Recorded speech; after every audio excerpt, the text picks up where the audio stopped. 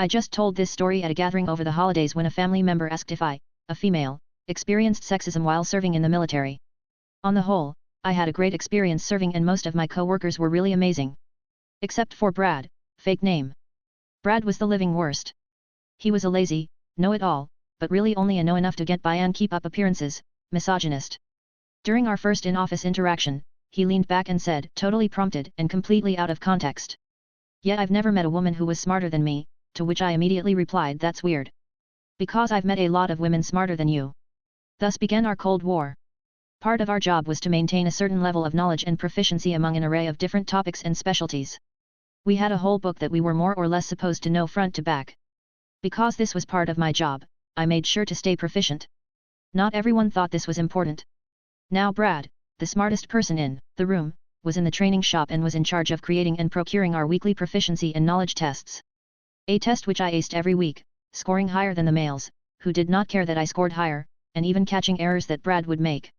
Brad's fragile ego could not allow him to admit that me, a gasp woman, knew even more than the other men and sometimes even more than Brad himself. So he would find arbitrary reasons to fail me every week. Didn't like the specific color of blue ink I was using? Fail. Didn't like that I abbreviated my rank when signing the test?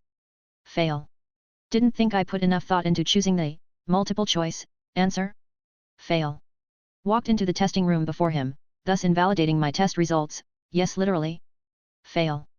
We all laughed off this behavior because he was only making himself look insane, and my unit commander saw that I was getting all of my test questions correct. Again, it was my job to know that stuff, so he was unfazed by my 0% scores.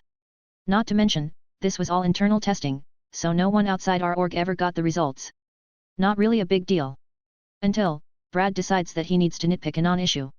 He decides that instead of doing his weekly test, he was going to spend the hour lecturing us on how to properly classify presentations. Evidently a female in the office had misspelled a classification on a slide, think unclassified versus unclassified, thus creating a major security breach. She didn't. Now don't get me wrong, using proper classifications is incredibly important and is top priority in creating a presentation, but the difference between secret and secret is not going to bring down the establishment. Most people, except for Brad evidently, can use common sense and know that a slide marked secret should still be treated as secret. Because day. On to the petty revenge. Brad made a ponderous presentation, including slides that actually included an array of different classified material. This presentation was supposed to take all hour. By the 5th or 6th slide, however, we get to some really sensitive information.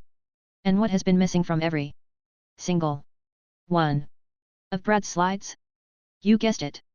A classification on the top and bottom of the slide.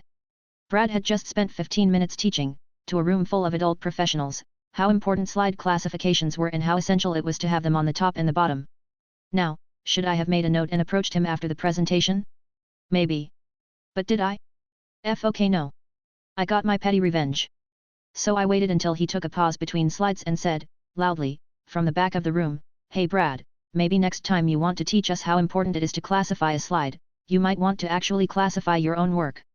You've got some sensitive information on there that isn't classified, which you just explained to us is a major security breach and should be reported to the commander.